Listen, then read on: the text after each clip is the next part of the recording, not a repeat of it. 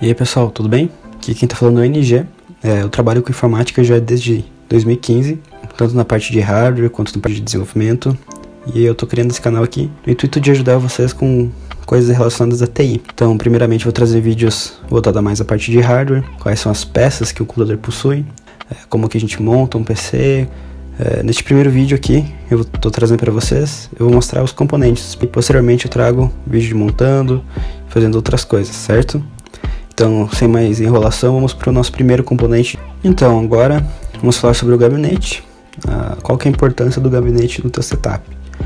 O gabinete vai ser onde você vai colocar as peças da sua máquina. Vai colocar a placa-mãe, a fonte e os demais componentes, certo? Então, seguindo, nós temos a fonte. A fonte, ela tem a função de energizar sua máquina. Ela consegue levar a energia para os componentes do seu computador, e sem a fonte você não consegue ligar a sua máquina. Agora, já indo para o próximo componente, aqui a gente tem a placa-mãe. A placa-mãe é responsável por conectar os componentes uns aos outros, ela que faz os componentes conversarem entre si, o processador com a memória RAM, com a placa de vídeo, com os HDs e demais componentes que possa vir a ter na sua máquina. Prosseguindo, também temos agora o próprio processador. O processador já tem um nome meio que autoexplicativo. Ele serve para processar. Mas processar o quê? Ele processa dados e as tarefas realizadas pelo usuário. Pode ser algo meio vago ainda para vocês o que seriam esses dados e quais seriam as tarefas que são realizadas pelo usuário, mas eu posso fazer mais depois também um vídeo um pouco mais técnico explicando melhor cada uma dessas peças. Prosseguindo, também temos agora a memória RAM. A memória RAM vem do inglês Random Access Memory, que seria a memória de acesso aleatório. Ela não armazena dados permanentemente, porque quem faz isso é o HD. E aproveitando o gancho, já vamos falar sobre isso. O HD ele tem a função de armazenar os seus dados permanentemente, até que você opte por excluí-los. Como por exemplo o próprio sistema operacional, suas planilhas do trabalho, seus jogos, fotos, vídeos e demais dados que você queira armazenar na sua máquina. Agora vamos falar de uma peça muito importante para quem costuma jogar, também para quem trabalha com edições de vídeo ou coisas relacionadas, mas que ela não é uma peça essencial para você que quer um computador apenas para navegar na internet, para visitar suas redes sociais, ou então até mesmo fazer alguns trabalhos mais simples, que são a placa de vídeo. Eu vou explicar para vocês o porquê que ela não é um componente necessário para o computador e explicar os motivos que a tornam, sim, um componente necessário de acordo com a sua demanda, de acordo com cada situação. Primeiramente é que o seguinte, os processadores mais convencionais, eles vêm com algo chamado chip gráfico integrado, que ele faz a função da placa de vídeo, só que de uma maneira mais simples. Então ele consegue transmitir o vídeo do seu computador para um monitor, para uma televisão, para algum display que você queira transmitir, e fazendo que não seja necessária a placa de vídeo. Mas, então, para que eu preciso da placa de vídeo? A placa de vídeo, no caso que você queira jogar algum joguinho, obviamente, ou então que você precise trabalhar com edições gráficas, precisando renderizar vídeos, coisas que demandem um pouco mais de processamento gráfico. Aí sim a placa de vídeo se faz necessária, certo? Então, só recapitulando, quando o seu processador não tem o chip gráfico integrado, ou quando você precisa por demanda do seu trabalho, ou então porque você quer jogar, ou coisa do tipo. Agora, já tendo falado sobre os componentes do computador, lembrando que a gente só falou agora dos componentes do PC em si, tá? A gente não falou dos periféricos, como mouse, teclado, seu fone de ouvido, ou então até mesmo monitor. A gente falou só da parte básica. Vamos falar um pouco mais sobre cada componente, porque eu acho que é necessário você já sair desse vídeo compreendendo um pouco, que é a questão dos processadores e das placas de vídeo. Vamos começar agora primeiramente com os processadores. Hoje no mercado nós temos duas companhias aí que produzem os processadores que utilizamos, que é a Intel e a AMD. Vou falar primeiro da Intel, que é um pouco mais complicada de explicar para vocês, que Eu vou focar apenas na linha principal deles, tá ok? Que é mais fácil. Que é a linha i3, do i5, do i7, que é a linha dos Is. Estamos atualmente na 9ª geração. Acredito que na verdade que já tenha saído a 10ª, ou tá pra sair. Me desculpe, mas provavelmente quando esse vídeo tiver sido lançado já saiu a 10ª geração, não sei. E o que acontece? Acontece que para você saber qual processador vai ser compatível com a placa-mãe, você precisa se atentar a algo chamado socket. Porque é o socket que vai te dar um norte sobre quais processadores vão ser compatíveis com aquela placa-mãe. Mas eu vou explicar primeiramente que os processadores atuais da 8ª e 9ª geração de Intel utilizam o socket de LGA 1151, certo? E esse socket nada mais é do que o encaixe ali da placa-mãe que vai estar recebendo o processador. Mas tem algo interessante para eu contar para vocês, para informar vocês, é que a Intel vem usando esse mesmo socket desde a 6ª geração de processadores. Só que isso não significa que as placas-mães desenvolvidas para a 6ª geração servem para a 9ª geração ou para a 8ª. Porque além de ter o socket para dar um norte para a gente de qual placa-mãe vai suportar qual processador, existem outras tecnologias ainda que podem alterar nesse resultado, certo? Uma delas, por exemplo, é o chipset. Posso trazer informação sobre o que é um chipset também mais pra frente para vocês. Mas em resumo, já para ajudar vocês, a 6ª e a 7ª geração de processadores da Intel, elas compartilham sim as mesmas placas-mães. Podem ter uma placa-mãe ou outra que não consiga suportar as duas gerações.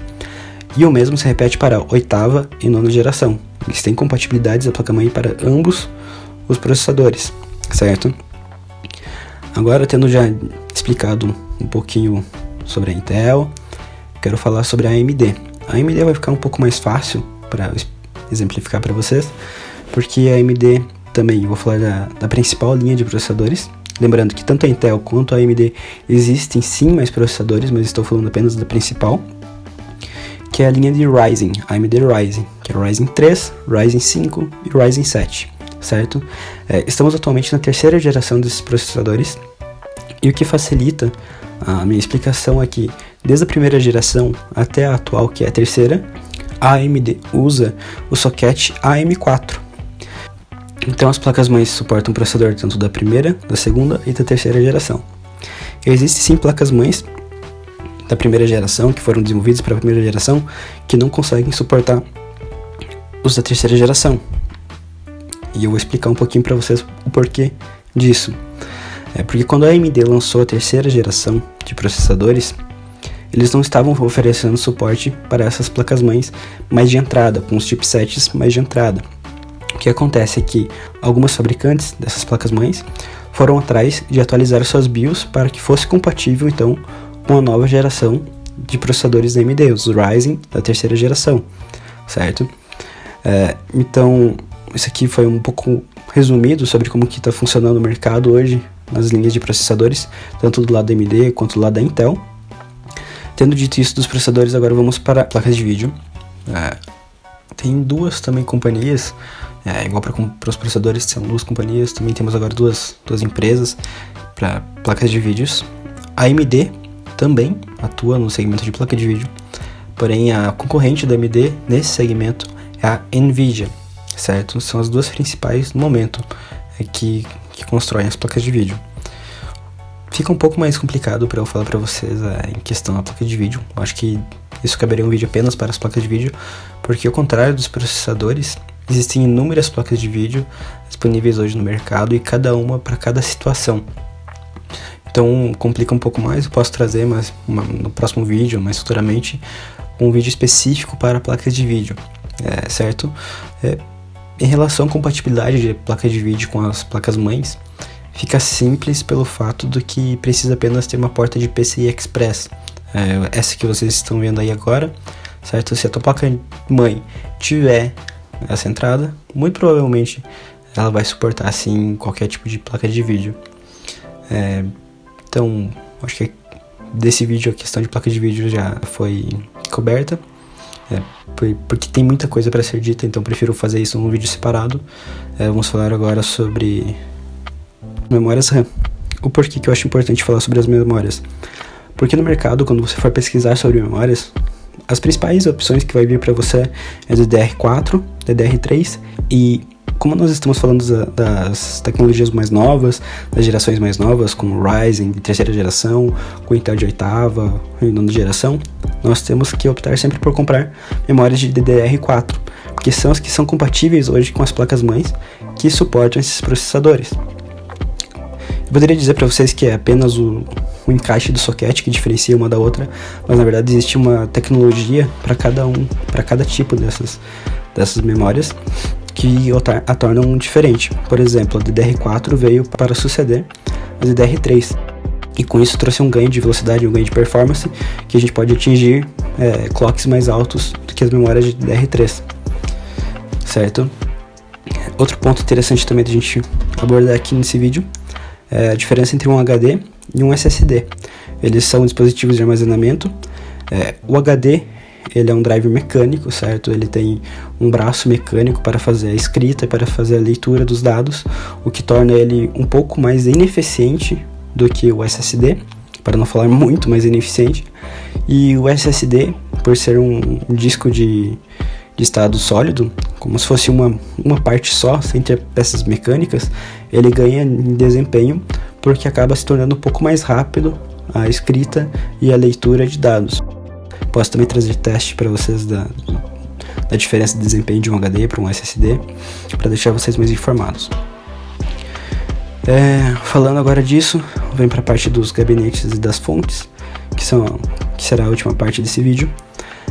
Os gabinetes, se você não vai utilizar seu computador com muita frequência, estressando muito ele, que ele não vai esquentar muito, não tem diferença, fica mais ao seu gosto. Porém, se você vai usar ele para trabalho, se você vai usar ele para jogos, eu aconselho você procurar por computadores que tem a parte de você colocar a fonte na parte inferior do gabinete, porque assim ele vai ajudar na parte da circulação de ar, na questão de refrigeração do seu gabinete, da temperatura interna, e vai te dar um pouco mais de desempenho, já que quando as peças esquentam, elas costumam baixar o clock e diminuir o teu nível de desempenho, certo? Outra coisa agora é sobre as fontes. As fontes vai variar muito da demanda que o seu computador vai ter por watts, certo? Por exemplo, se você vai pegar um computador com uma placa de vídeo boa, com um processador bom, provavelmente você vai precisar de uma fonte mais potente do que se você for apenas utilizar para navegar na internet. Porém, além de você se atentar ao número em específico da wattagem da sua fonte, você tem que se prestar atenção na questão da certificação dela, na questão da eficiência dela. Existe hoje a certificação mais famosa que conhecemos, que é 80 Plus, que ela te dá uma segurança de como que a fonte vai te entregar aquela potência que ela diz que entrega. Porém, você tem que se atentar porque tem várias fontes no mercado que utilizam a certificação pirata, que não é certificação real. Para você ter um conhecimento um pouco melhor sobre isso, acredito que o melhor canal no YouTube que você vai encontrar a respeito de fontes, de hardware, de overclock, desses assuntos, é o canal do Tech Lab. Então, se você pretende comprar uma fonte, eu aconselho que você procure antes no canal do Tech Lab para você ver se essa fonte realmente é confiável, tá certo? Acredito que no vídeo de hoje eu terminei de falar o que eu queria. Eu peço para que vocês comentem o que vocês gostariam que eu trouxesse para o canal, se isso foi útil para vocês, o que vocês querem saber mais, ficaram interessados em alguma peça específica para que eu traga mais informações. E lembrando que os próximos vídeos eu vou trazer montando os computadores, comprando peças também, que eu quero ensinar para vocês como comprar as peças, achar as peças mais custo-benefícios, comparação entre um site e outro, trazendo sites mais confiáveis para comprar peças. Então quero trazer mais isso para vocês, que eu acredito que tem pessoas que ainda não conseguem, por falta de conhecimento, por falta de ter acesso a algum tipo de informação, acabam optando por comprar um computador montado e às vezes pagam muito mais caro em algo que não te traz um benefício a ponto que você teria se comprasse peça por peça e acabasse montando por si só, certo? Então deixem um gostei aí, comentem o que vocês querem na próxima e até mais, pessoal. Valeu!